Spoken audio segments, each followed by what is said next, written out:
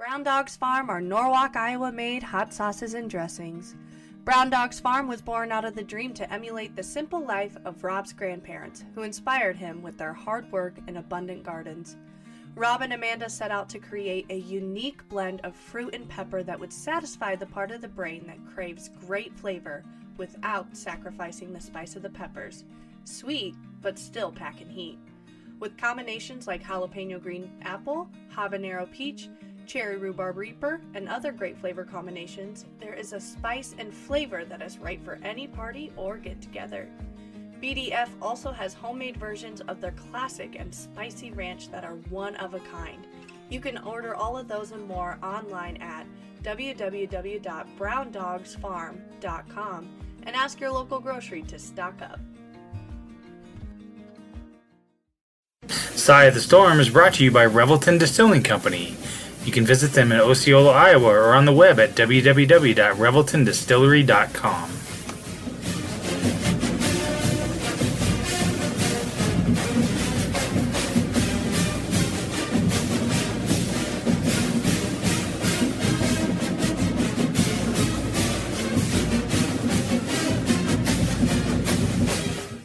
We here. What's going on in this game? Hey, hold on. We gonna talk about this game. I got the game all behind me, but I got it on in front. we all coming to you live during the playoff game.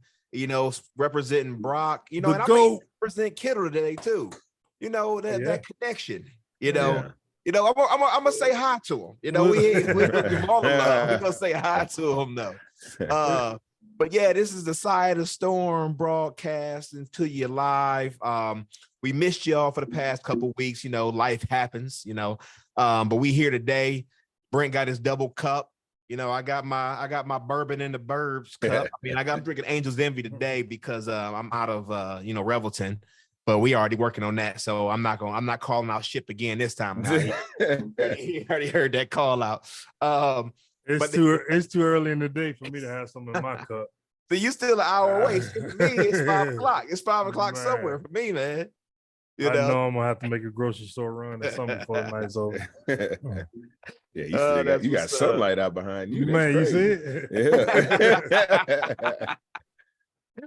Oh man, but Three Beers Media. Hey, Three Beers got like 1,000 shows out now, man. Shit, what you doing, man? You was building this. You building a platform, man. Like a new show coming out every week. It's like, you know what it reminds me of? No Limit. Every Tuesday, everybody waited for that No Limit drop. And, if you still got some of them No Limit covers, man, you got some money in your pocket. Man, that's when you really went for the CD, got the cases. You was excited to unwrap it. It had the hologram. It had man, it was live, man. Tuesday, release day. Y'all remember that? Yeah, I remember that. I remember it, growing up in Louisiana. I was gonna say, when we right next door in Texas, so we got a whole lot. Try to get two of them to have one not to mess up. For real. Yep. All my CDs got stolen like the night of prom. I think somebody was playing a prank and I never found out. But they put the Sunday paper in my car and stole my CD case. Them big, like the 300. Right. I had all these cases, but I had no CDs because you just put the 300 in there. And you had your Alpine or whatever you had in your car. You couldn't make mix. Back then we couldn't make mix or burn. It was like that was too new and too expensive. So you actually had real money built into these CDs. So your collection was over 300. Maurice Claret got in trouble for when he was at Ohio State. Oh yeah. He was like, I had two 300 CD, and they was like, what did you pay for those with, sir? Like, you're a college student, you're not supposed to be able to afford that many CDs. And we was paying that $22 on Tuesday for the Cain and Abel album. Who is Cain and Abel? We don't know. We got to listen to him to find out who that is. That's marketing for you, man. That is marketing for you. But we here today. Three Beers Media, Brewdog Farms, Hot Sauce, Revelton Distillery, Coach's Colossus, Loaves of Hunger, or Hunger Loaves. Trice Legacy.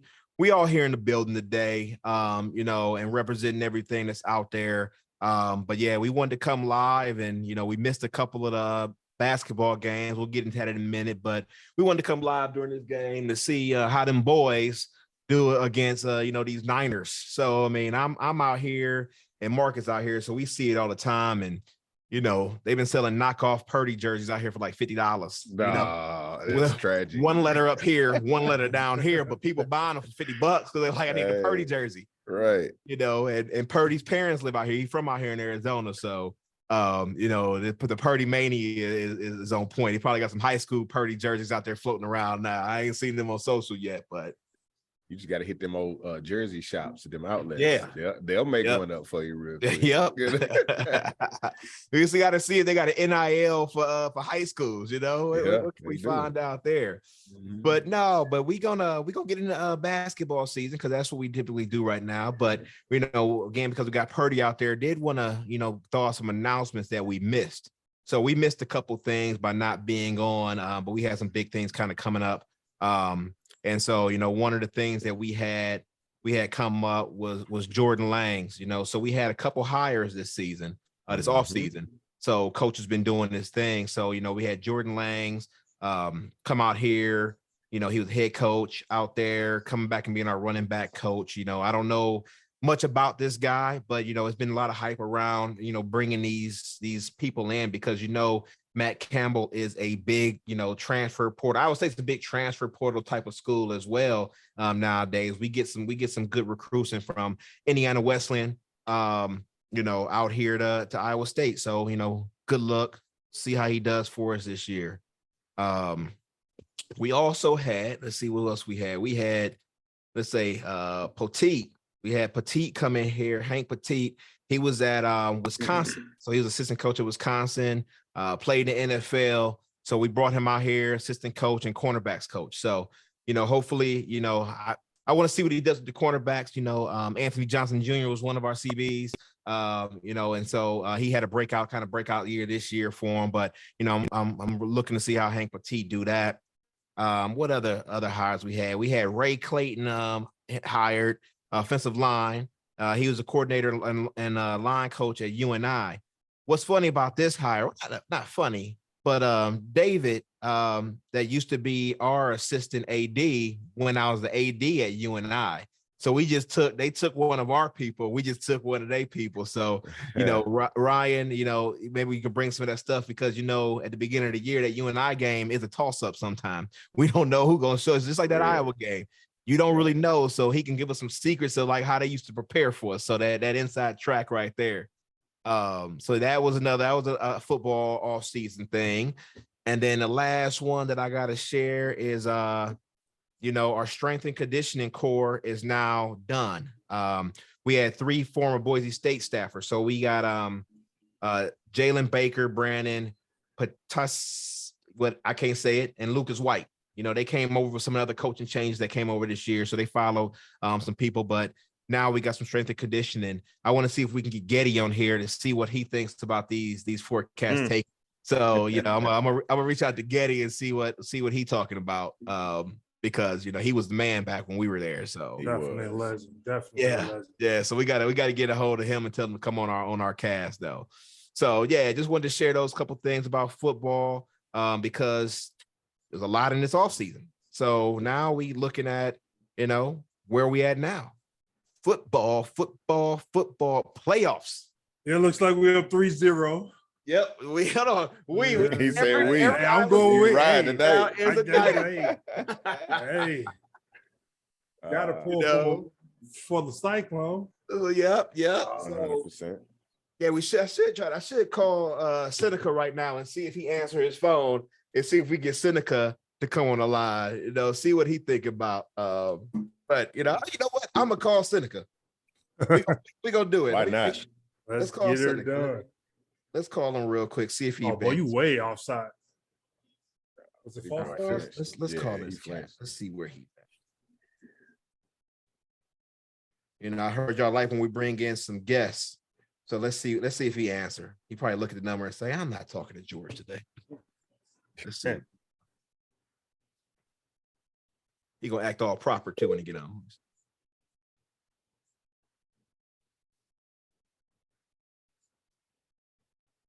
He ain't gonna answer.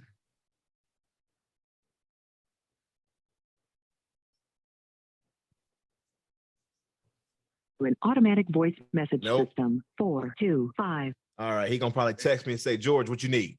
So I'm gonna tell him what we called. So we'll try him again. And if he texts us back, we'll tell him what we're doing. But one the blind side, you know how they do that Clarice Jenkins on the radio station, Ricky Smiley have some random person call. We was trying to do a Clarice Jenkins on him.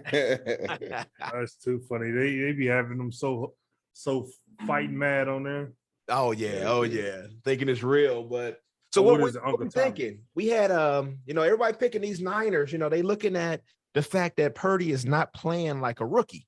Hasn't been shaken, they call Burrow Joe Cool, and we saw what he did today. He never looked shook.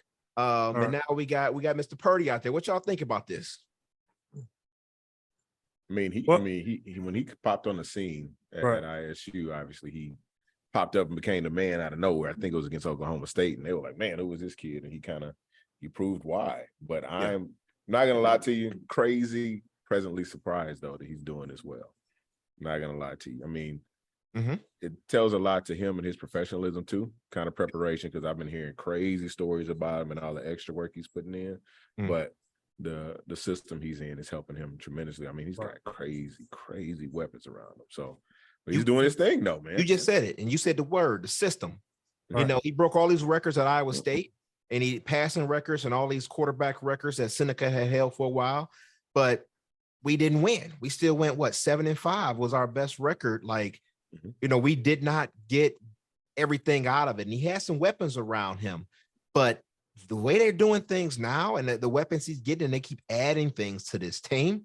This system is a right pick for him. It's like he went to the perfect the perfect place to play for his style and how he slings the ball. Yeah, I mean, you don't forget how to play the sport that you've played pretty much your whole life. So once you get there, and he's been behind two quarterbacks from the beginning of the season pretty much, and still going through preparation, going through practice, being able to watch everything. When they threw him out there, it's not like, he's just going to drop back and throw it out of bounds. I mean, he knows how to play the game. So having all the weapons and everything that they have, that system, great coaching staff, it makes it so much easier for him. They got a great line that, keep the pressure off of him. So when you're able to, make the plays, make the throws, and he has the ability to do a lot of good things with his feet too, he can really make some plays happen. And I'm not that surprised, I was on Twitter last week saying, people need to stop acting like he was supposed to be the last pick of the draft. Like, I get he was the last pick of the draft, but we're not going to act like he was supposed to be the last pick of the draft. So the 49ers definitely got a steal. I've been on the record saying that, I would try to do something with Trey Lance and get some picks. You are 100% right on there. He's playing too well for that. He's playing too well for that. And the asset that you can have with Trey Lance, like, you don't want to mess that dynamic up again once he's injured. Not to take anything away from Trey, anything like that, but give him the opportunity to start over somewhere fresh, and then have the assets that you can get from other teams with a player like that. And then the next 5 to 7 years, you guys will be running things up there in San Francisco. I mean, he's at that spot where, like you said, man, the camaraderie he's got with the guys, the team follows his lead now. So you're talking about possibly competing again. I mean, Brock stole his job. Like I said, he took it over. Ain't no handing it back off. You know what I'm saying? So it makes so much sense to move Lance. That's I second that, man. I really wish they would do it, because give him a shot. When you say this, so the way I look at it is, you're getting the last pick of the draft, rookie contract minimum, $400,000. So he's getting a $400,000 contract right now.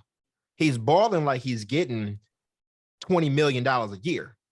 But now you have, like you said, we have these weapons around him.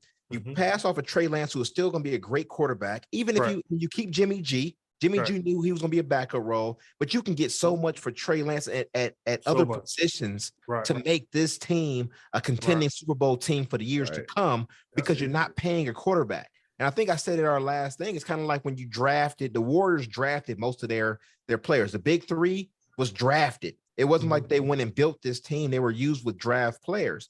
And so you're looking at what we're getting out of this drafted player, letting them build around him, play with some people that's around his age, because everybody's young in this league right now. I think it's going to be, in their best interest to get rid of Trey, get some money and some picks for him. In the business sense of it being a business, like I said, there's nothing against Trey, anything like that. Mm-hmm. It was nothing against Drew Bledsoe when he got injured, and then we got the GOAT from that. Yeah. If it just happens and it occurs in that way, you got to understand that it happens and occurs in that way. And it would be the noble thing for the 49ers to put him somewhere that needs a quarterback so he can have a fresh start, and continue to build his career. What's the purpose of having this young guy in Brock Purdy that's playing well to compete with Trey Lance and everything like that to come in next year? And then they're battling each other, and it may be bad feelings there, like you heard about, Aaron Rodgers and the young kid up there in Green Bay. So you don't want to get in that situation. Have it situated the way it's supposed to be. Have your backups that's going to back them up.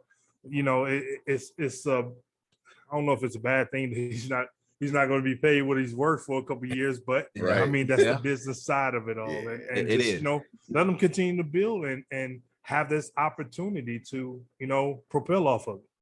Yeah, no, you're 100% right. But the one thing that I will say is, I want to make sure that they do the best thing for Trey Lance. If they do this, the reason why is because a lot of times you try to deal them out of your conference, out of your league, out of your division, so you don't gotta face that person, and it's not always the best situation for them. But I hope that even if it's in their division, they get him in the best possible situation to succeed, because I think he would have succeeded here where he hadn't gotten injured. Right. So you got to make sure you don't put him in a situation where it's bad for him. Put him in the best situation, because again, it's not his fault he got hurt. Just like they're gonna take care of Breece Hall. It's not his fault he got hurt, and he was on pace to do some things. So I just put him in the best situation. Get the most you can for him, but don't shortchange him in what he could have been and what he was planning on doing. Correct. But I want to do one more thing. I don't know if this cat's going to answer. I'm going to call. I like calling this thing. Then now that we got this call thing, I'm going to call one of my San Francisco people and see if he answer and just get his reaction on Purdy. I'm going to tell him he on the call, see what he say, because we're watching it live, and he's going to be like, why you calling during the game too? Because, he's in he's in Sacramento. I got some Cowboy people that don't want to reply to a text right now. I'm like it's just 3-0. I mean, give me. I don't want to hear any negativity from you at this moment. What? No negativity. So you are on a live podcast right now. You're on my podcast right now. Okay. So you're with my boy Marcus. You with my boy Brent, and so we watching the game. We talking about Purdy right now. So this is my man Ramon right here, y'all. What's up, Ramon? What you thinking about this Purdy thing? We ain't gonna say nothing negative. Come on. What do I think about Brock Purdy? Give me context, because I'm a Niner fan. I got a lot to think about it. So give me some context in which you're trying to answer that. Which I'm trying to answer the question. So right now we were just talking about trading Trey Lance to get the most for him. Okay, gotcha. Okay, hold on. And then bringing weapons in. This is what I would do. Okay. Right. This is what you're talking about.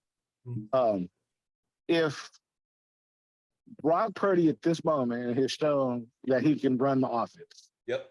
Right. If nothing more, he hasn't shown. I'm not going to show you that he's shown any greatness, but he's shown that he can run the offense. Okay, got you there. I personally, as a Niner fan, think Jimmy Garoppolo is a better quarterback and throws a better ball than Trey Lance. Okay. Right. All right. Okay. So, if me as a diehard Niners fan, what I think would be what is a good situation here for the Niners is that we go into the offseason like we are right now. You trade Trey Lance for as much value as you can get. Yes, sir. You run with Jimmy Garoppolo for one more year because you still have that contract. Yep. You run with Jimmy Garoppolo for one more year because you still have that contract, and hope that by the end of next year, Brock Purdy is good enough to take the helm and run the offense from there. And at that point, you have Brock Purdy on a rookie contract with the defense that they have right now, with the offensive weapons that they have right now, and then you can trade Trey Lance to trade Trey Lance for some depth at the O line, and another skill position, or another linebacker, because let's be for real, the Niners from the past 10 years have just been where linebackers go to eat. Yep. Okay, I feel that. So I got a question about the Cowboys. They scored, but they missed the extra point. So we know. So I don't want to hear Cowboys fans anything. But from what you just said, do you think they should actually give back the starting position to Jimmy when he's healthy? Is that what you're saying? I think I'll put you like, I think, yeah, the short answer to that is yes. Okay. Because it just makes sense for the plan. Okay. Right. The long answer is I don't think they ever should have gave Trey Lance that starting position in the first place. Okay. Right. I think going into this last season, what the Niners did is they basically flipped a quarter. Okay. They said we're either going to have this quarterback right now that we know is not good or is very average, but has a high upside, or we're gonna go with the quarterback that we know is pretty goddamn good, but he always gets hurt. And he hasn't played a full season. Yeah.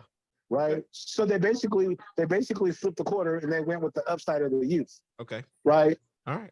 Okay. But now that we see what Brock Purdy is doing, Brent over here smiling.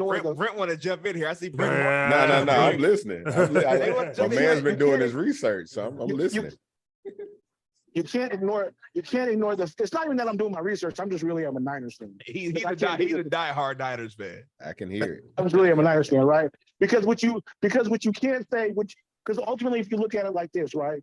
If you go to the beginning of the season, going into the beginning of the season, ultimately Trey Lance and Brock Purdy had no real like experience as starting quarterbacks. They got thrown into we'll quote unquote call it thrown into their position. Mm-hmm. Trey Lance gets thrown into his position early in the season, no wins, no losses.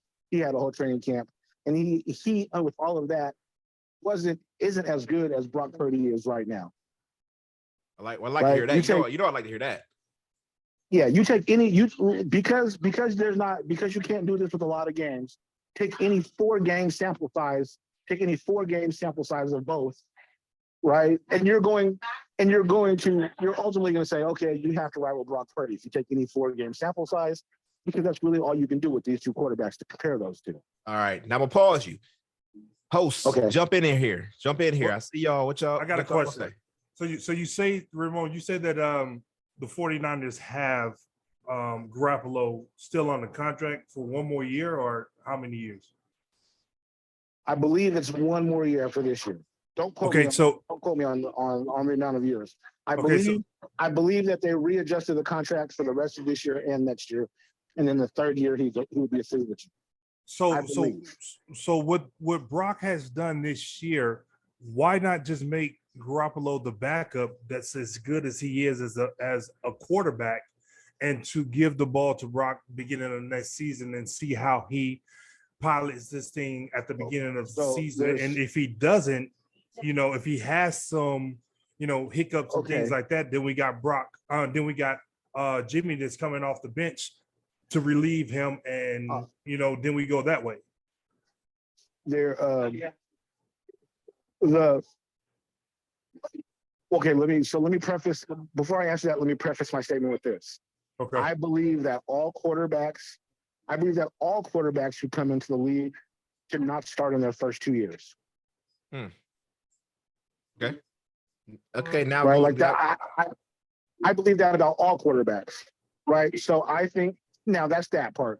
Now, with that being said, Brock Purdy, honestly, gets through his progressions probably a little bit better than Jimmy Garoppolo. Right. But Jimmy Garoppolo, A, got a cannon. Mm-hmm. B, he's been the starter in this playbook for a couple years. And C, I'm just let's be for real here. I like the Jimmy Garoppolo swag a little bit. You know what I'm saying? The dude who goes down there and the dude who pipes down porn stars and has a rocket arm is kind of cool in my book. Pipes down porn stars and has a rocket. No, that's easy to do as a pro athlete, though. It's easier than one would think. Right, it's easy to do as a pro athlete. No. So Brent, you got something, Brent? I'm gonna say something. You got something, Brent? No, I mean it's kind of funny. I'm listening to it. Like, I mean, I hear you because I guess I'm going back to the quarterback shouldn't start first 2 years. I don't totally agree with that. Okay, there's some smart NFL ready quarterbacks at the college level.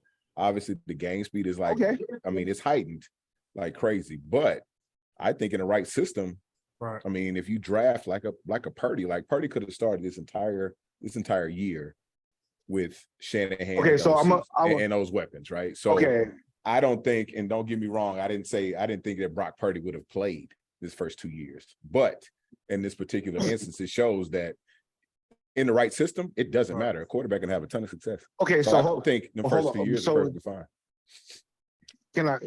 Let me defend my statement. Right? Since that's what we're gonna do, let me defend my statement. That may or may not be true about Brock Purdy. We have no idea because he didn't start the whole season. Mm-hmm. Now, everybody, here's the deal though, right? Is that when I make that statement, this inevitably happens. Somebody always picks out the anomaly where it worked. Right? But all you're doing is picking out the anomaly. Yes, the anomaly. I mean, this is the first instance since you're a Niners fan. It just makes sense. No, what I'm saying is, not just being a Niners fan. Everybody can say, like, if I say a quarterback shouldn't start in the first 2 years, somebody says, well, what about Ben Roethlisberger? Or what about somebody? I mean, there's always the anomaly, but they are the anomaly, right? But they are the anomaly. Most successful quarterbacks and most Hall of Famers and most people who you put the ball in their hand didn't start in their first 2 years. Okay. So you know what I mean? So like you can probably pick the anomaly, but it is the anomaly. It's 1 out of 10, not 9 out of 10. But I wouldn't let you get back to the game because I know you're a fan. But I got this question for you. Now, based on everything you said, if Purdy takes these cats to the Super Bowl and they win the Super Bowl, this is a what if, this is all what if situations. Then do you still sit him next year and let Jimmy G take over? If he goes to the Super Bowl and wins the Super Bowl, I personally would still want the scenario that I personally would still want, as a Niners fan, I would still want the scenario that I put out.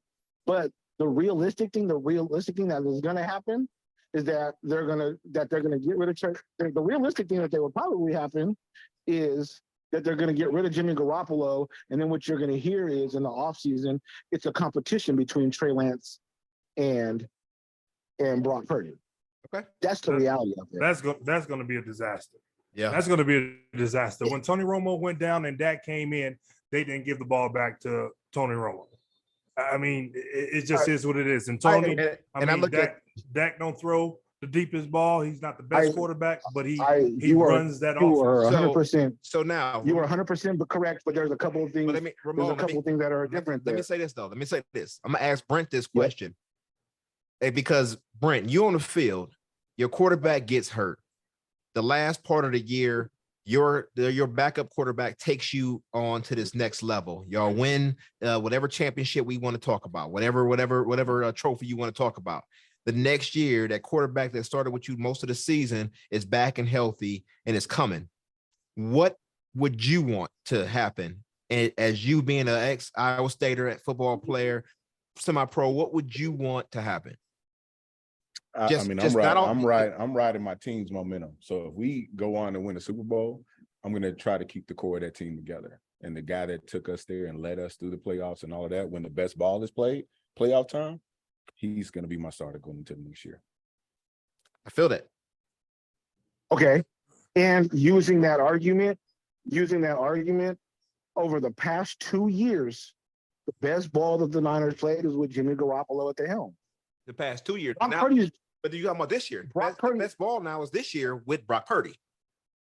Yeah, the NFL is about right now. Yeah, it's about right now. We're talking about right now. We're talking about right now. We're talking about what he's been doing, having the team support him as a rookie coming in, having the coaches support him as a rookie coming in as a third stringer. As a third stringer to do what he's doing, he has respect of everybody in the NFL, in the country, black, white, Puerto Rican, and Asian. Like, he got everybody behind him, and that's why they can't keep Purdy jerseys on the shelf. Because it ain't that many Iowa Staters in the world, but Purdy jerseys are right now. Well, hold on, but let's hold on. Right now. There is. Listen, I hate to admit it, but he's also very marketable. Right? Like, hey, he's Mr. Irrelevant thrown into a playoff situation, and he's real cute on the West Coast. So what the 49ers are doing right now is what I'm saying is doing in NWA. He was like, let's get this money. That's what he's saying right now. If Brock Purdy was put in the helm of like Cleveland. But that's the point, Ramon. Nobody would care. That's the point, because we're talking about the system that he's in. You're right. Right. So you're right. Yes. So hey, you know what? But I'm letting you get back because we got other stuff to talk about. And I know you don't want to be on here all day. Or do you? Because I ain't talked to you in a minute. I could.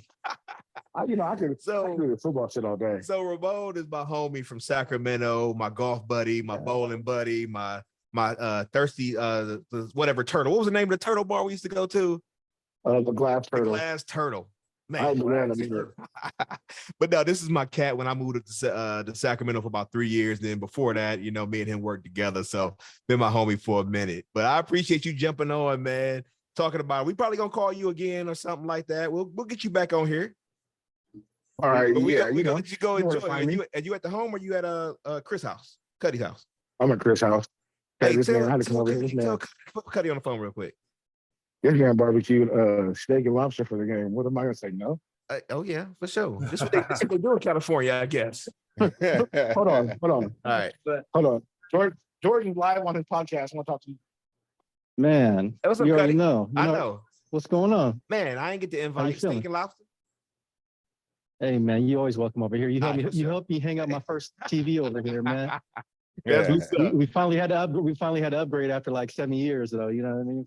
Finally got the 85-inch Sony over here now. Okay. That game watching you. We were just calling. That was a little flex. He's flexing on here. But yeah, we on my podcast called Side of Storm. So, everybody out in Sacramento start listening to it because we got Cuddy and Ramon, some of y'all Sacramento's finest on the line. But we just wanted to say what's up to you, my man. So, happy you're doing good. Keep barbecuing. I'll be up here soon to see you, my homie. All right, for sure, man. All right, homie. I'll let you, bro. Peace. Man, what's that? So a lot of different, very similar and varying opinions. Yeah. But I mean, like I said, if Brent, I agree that if someone took you to this level, you ride with them until they can't. Like, you let them do their thing, because it was 9 quarterbacks taken in the draft this year. Brock was the last one, but he was also number 8 of 9 on the depth chart of who was going to perform and who was going to be good in the NFL. He was number 8 of 9 of those. Skylar Thompson for the Dolphins was the only one behind him. And he is outperforming and proving everybody wrong. Right.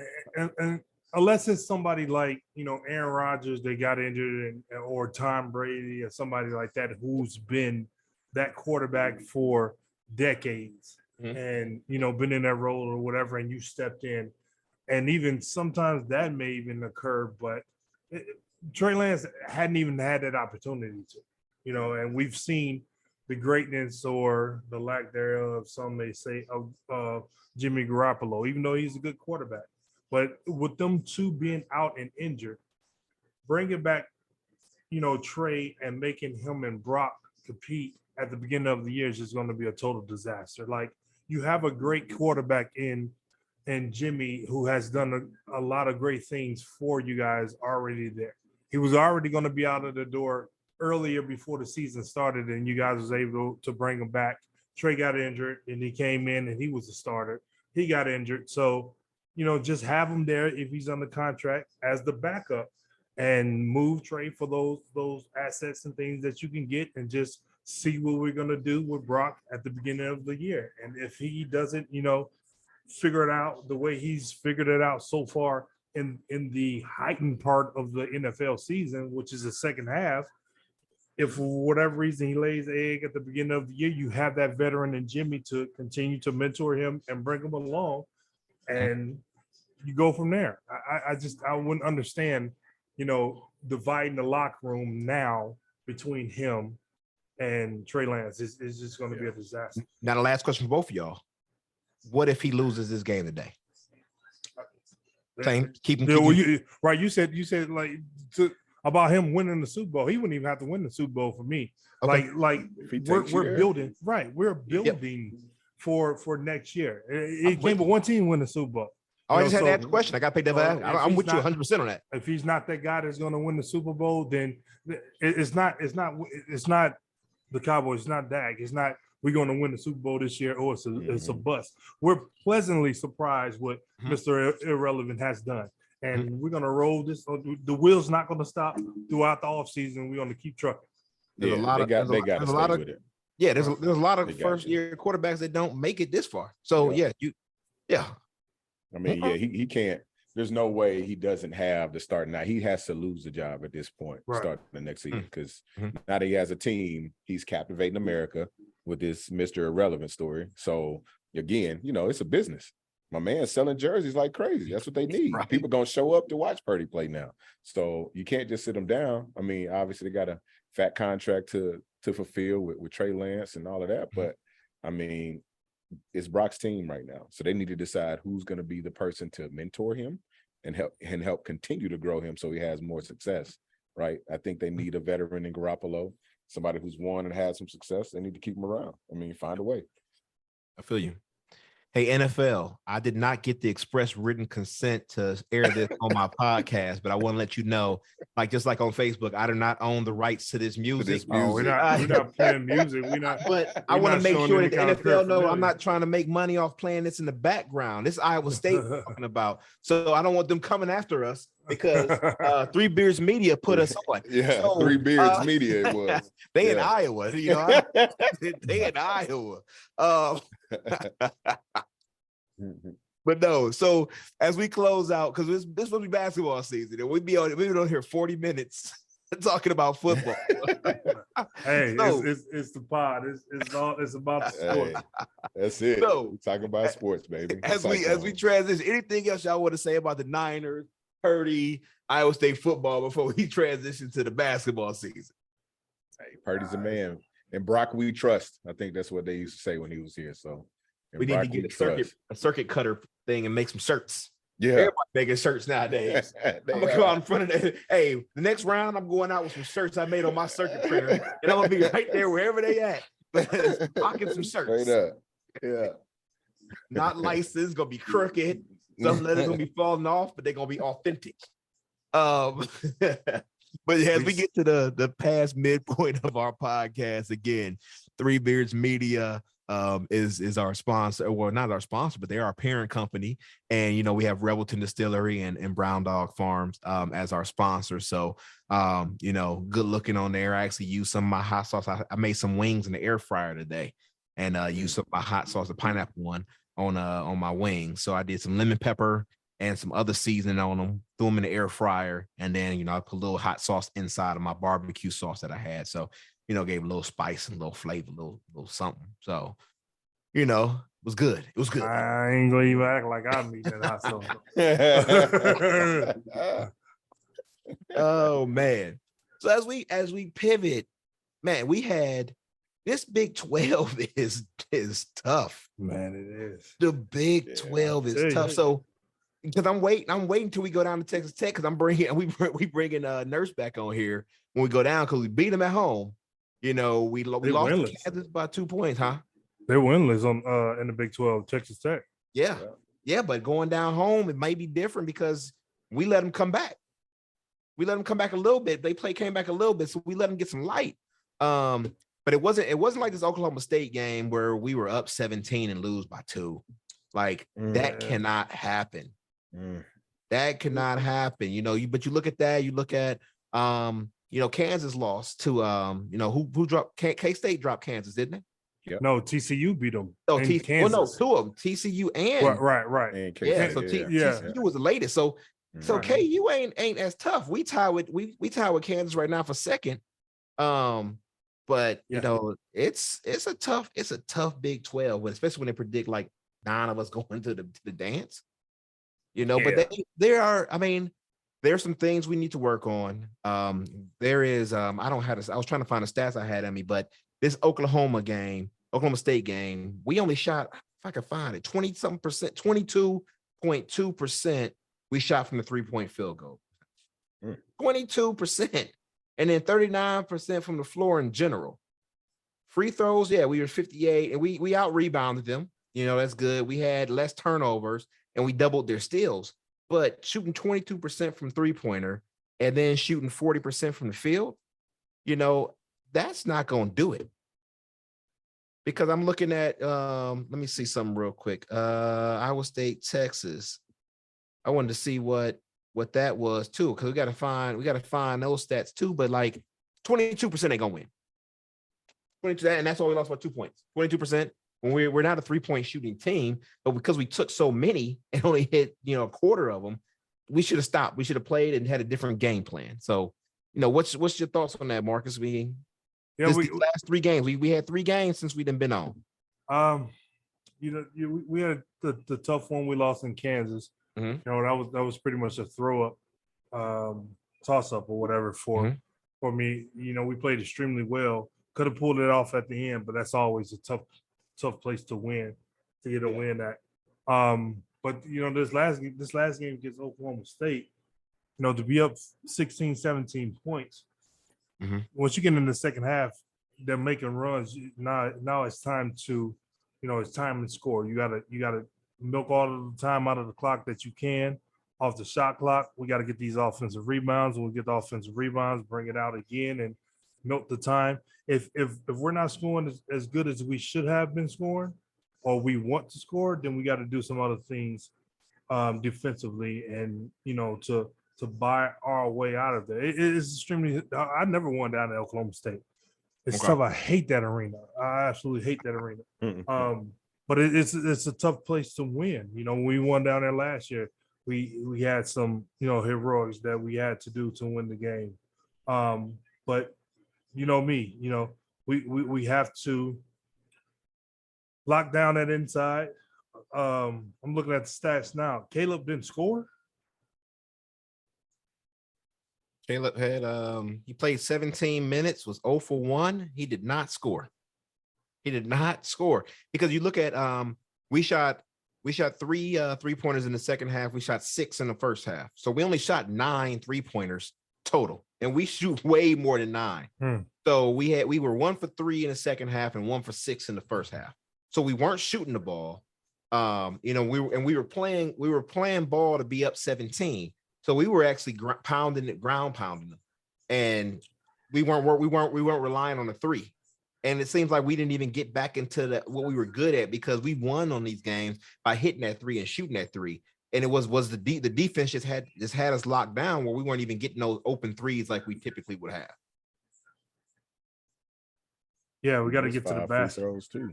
Yeah, we got to get to the basket. We got to, you know, one of the biggest things that we were taught is, you know, we're gonna make more free throws than the opponent attempt. That was big for us, to make more free throws, to make them. So once you get to the free throw line, we got to make sure that we made them. But that's all paint play. That's getting deep down inside of the paint, making, you know, putting the game in the referee's hands, putting the pressure on them. It's not going to get any easier if you're not making those shots from the outside. Then, you know, it's going to be a long night. And man, I hadn't been that hot in a while. It was a couple of questionable things. Like, I don't do that referee thing. You know, I mean, referees are what they are, whatever. But that one when Oshun missed that dunk and the ball popped to the straight up, and like, I still to this day don't know what was the call, because, you know, the guys were jostling to get ready to box out to jump to get the rebound, and they blew the whistle, and everybody was looking like, well, what's going on? That's a live ball, you know, and that right there kind of took the wind out of the sails a little bit to me, because now, you know, a few things was going on. When Tamman went to the hole and should have been and one, they didn't call that. So it's like, you know, now we're thinking about, you know, are we going to get a fair shake with it or not? And once that snowball go to rolling down the hill, it becomes a mountain real fast. But here it is, Marcus. 6 for 10 in the second half in 3-point field goals. 3 for 11 in the first half. So they hit 9. We only hit 2. In the second half, they hit 3 shots in a row. I can't remember what Cat hit 2 3-pointers in a row. But they hit 3 in a row total. And one of the Cats hit 2. And then the other, but I can't remember. I mean, I can't remember. I know exactly what you're talking about. Yeah. So, but they were 60% in the second half. 30 under 30% in the first half, but 60% in the second half. They were 60%, 61% in the second half from field goal percentage in general, 11 for 18. And then they were 53 for, they dropped down a little bit in their free throws, but because they were shooting 60% in the second half, where we were shooting 33%, 35%, that was the thing. So our defense broke down at the end to allow them to get all those threes because we were worried about trying to win the game and not managing to win. Correct. So, and that's one of the things that they can't do because these close losses are going to be the death of us. We can't have these close losses like this in the Big 12. We got to get up and win. Again, I still am happy that we are playing from ahead this year because last year we were playing from behind every game. So this year, I'm glad we're playing from behind and we're winning. And these 2 close losses, I mean, we will go back. The next game we play, we'll probably win. It's going to go back and forth. That's just how the Big 12 is. But these games with 2 points are going to determine, that Big 12 championship. So we're biting ourselves in the foot. We want that Big 12 championship. We want to go down to Kansas City and get that. But right now, tie for second with Kansas. We got some work to do, and especially we can't let Oklahoma State come back and shoot 60% from the field in the second half of the game, and come back and get 17 and make up that 17 points. Execution.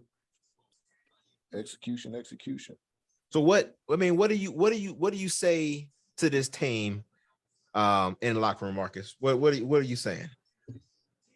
That paint, we gotta control the ball. I mean, you say, we out rebounded them, but I'm used to like that. The rebounding disparity needs to be so one-sided that it's ridiculous. I know Sonny finished, with 7 rebounds, but I mean, with his ability, leaping ability, he should be having 7 rebounds and a half. And that's so big. The defensive rebound is so big because it stops.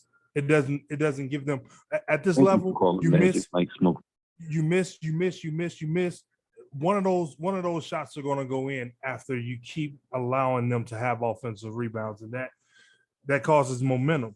We have to shut down that lane.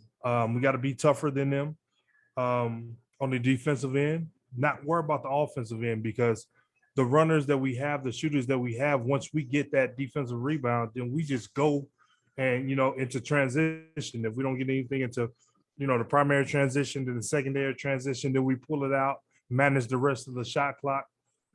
Sometimes just taking the first open shot isn't the best thing that you want to do. Time and score. If we got the lead, they have to catch us.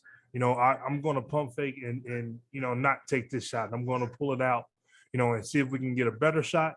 Because if we can get a rush shot in the beginning of the shot clock, that's just as bad as the shot waiting in the end of the shot clock. So getting everything down, to where we're controlling the pace of the game is the best thing that we need to do. K-State, Kansas, Texas, and us. So we're tied second. Tied second with Kansas. Yep. Kansas and Texas.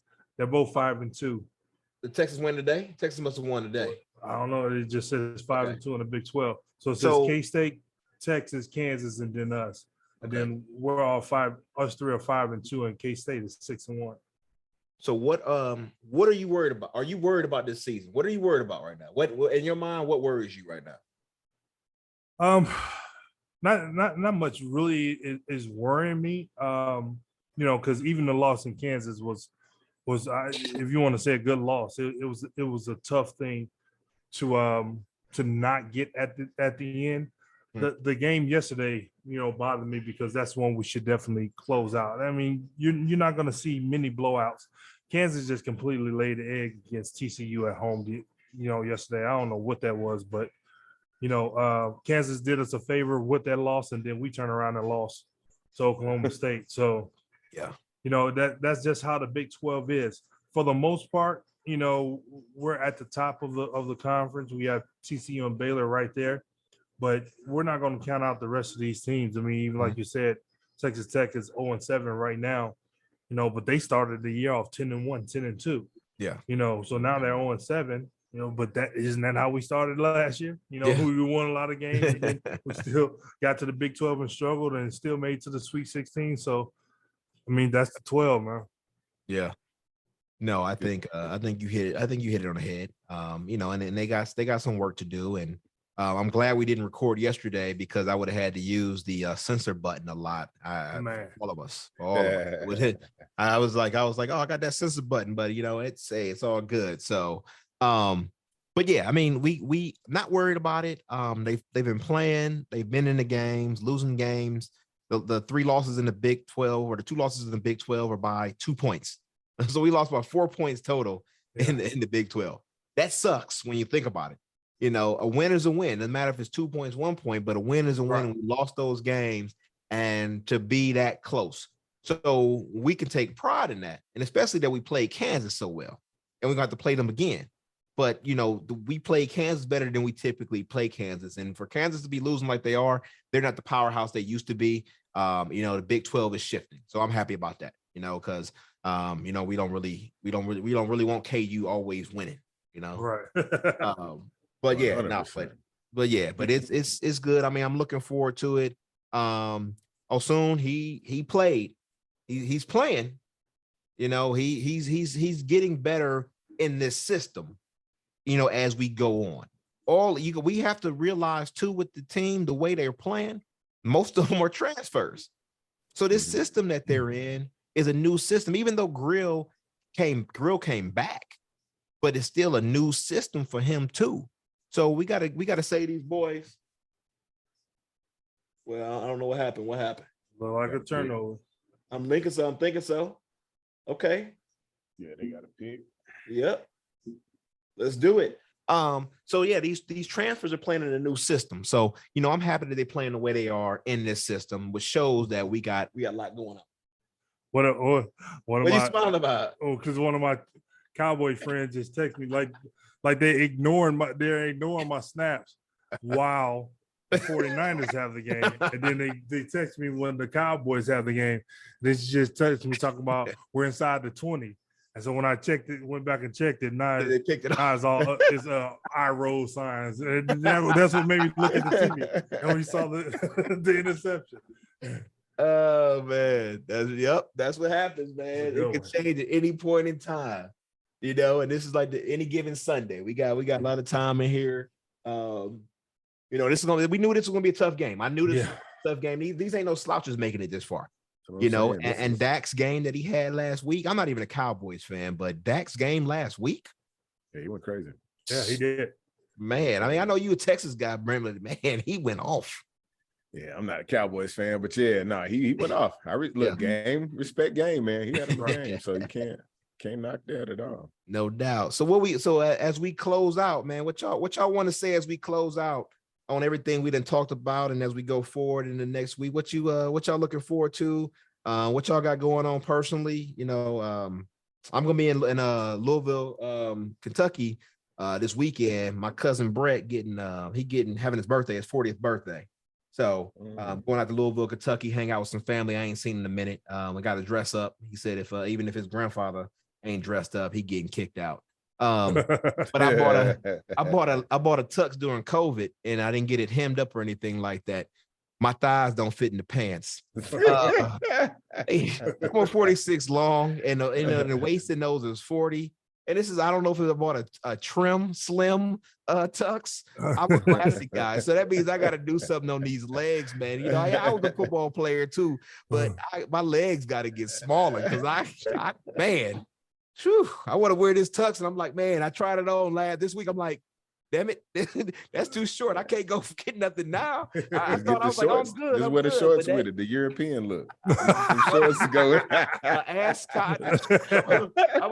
on the Farnsworth Bentley in that piece. Man, that's how Dion was the other day. Well, he had on the short sleeve joint. He had on did he? Oh, short yeah, he sleeve. did. He had the short and sleeve shit. jacket. Yeah. They getting man. unique out here, man. That's funny. That's funny. Getting that $5 million. Hey. He said, bring me that lilac, that salmon joint. Coach Prime, man. Coach Prime. I ain't doing much. I'm excited, man. Same old this week. Just the kids are out of school tomorrow for whatever reason again. Something is going on with them, but something for the teachers or something. But I mean, the same old. Just trying to get people to go green. Yep. Working on the different things that we got. With the businesses and stuff, and hopefully, everybody stays safe. That's the biggest thing. Trying to keep these kids from being sick. Yep. Man, ain't that the truth? What you got, Brett? Time of year. I got nothing, man. We grinding, getting ready. We'll have a busy couple weeks, I guess, in the beginning of April. Sorry, Black History Month. We usually get a lot more love. Okay. Being a Black-owned business out here, so we got a couple of big catering. So I'm trying to plan ahead for those, man, as much as possible, so I'm not killing myself. But other than that, it's football, and that's it.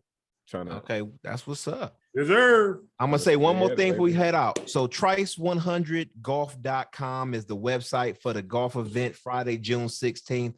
It's the Friday before Father's Day and Juneteenth, representing what Jack wanted to do, go back down south and teach others how to sharecrop. We got our first 2 sponsors. So I want to thank Hilliard Industries Inc., cleaning supply company. They are one of our sponsors for the event. And then we got IQ, which is an Iowa native. It's an optometrist. And she is one of our sponsors as well. And she also has a donation gift basket with a couple polarized sunglasses, some wipes, and then a free eye exam. So, she's out in Waukee. So you might have to bid on that basket. She just opened up. She just opened up. So shout out to IQ, shout out to Hilliard, shout out to Three Beers Media. Shout out to Revelton. Shout out to Brown Dogs Farm. Yes, sir. To the world. Hey, everybody, treat somebody better than you did the previous day. This world is changing right now, and it's election year. So people are gonna get a little feisty right now. So treat your brother the way you want to be treated. When I say brother, I mean all your people. So with that, we're gonna holler at you next week. See you. Peace, love, happiness. Niners. Yeah. Niner game. Go Niners. Let's get it. Halftime. We got another half. This is a 0-0 ball game. You know it. Holla at y'all. Peace. Peace.